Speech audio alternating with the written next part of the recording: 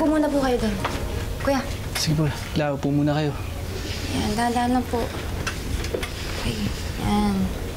Bless po. Parang hindi ka nag-bless sa akin. Ay, sorry po, Light. Ano pong sabi ng doktor? Walang daw magpahinga. Huwag daw magpakapagod. Tsaka, hindi naman daw atake yung reason ng panilikip ng dibdib ni Lola. Stress at anxiety lang. Eh, paano naman hindi ako mai-stress?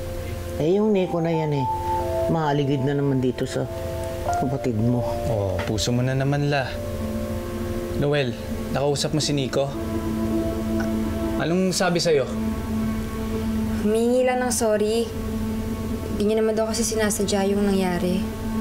Tsaka, handa niya namang pagbayaran yung atraso niya sa atin. Kung may itutuwid niya ulit tong tuhod ko, baka mapatawad ko pa siya. Noel, tantanan mo na nga yung pakikipagkita dyan sa Nico na yan. Opo, La. Pero kayo din po, Promise niyo sa akin. Anong sabi ng doktor? Dito lang muna kayo sa bahay para magpahinga. No? Wala munang choir practice. Ay, alam naman ninyo kung gaano kahalaga sa akin ang competition na yan. Bata pa lang ako. Sumasali na kami dyan sa himig ng Pasko. Para sa'yo, babawi tayo. I-manifest natin yan. Sige. Di ba, Kuya? Tama. Pero, kung magpapahinga po kayo, sino mo training sa amin? Kung bahala. Isang tawag lang yan. Sino?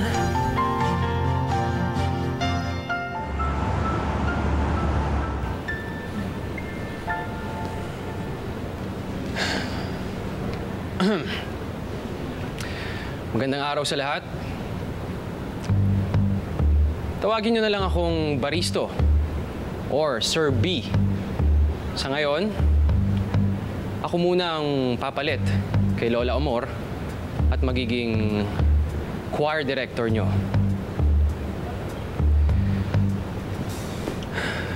Nangako ako kay Lola Amor na magcha-champion ulit ang Barangay San Isidro this year.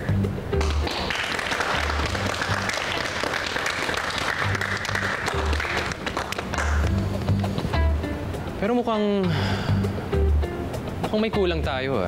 Kulang tayo ng bass tsaka tenor. Sakto naman, yung dalawa kong estudyante sa Maynila ay nagbabakasyon ngayon dito. Pinilit ko silang sumali dahil kung hindi, eh ibabagsak ko sila. Biro lang. Oh guys, ano pang ginagawa nyo dyan? Tara na dito. Hali kayo. Okay. Sige, thank you. Dito ka. Okay.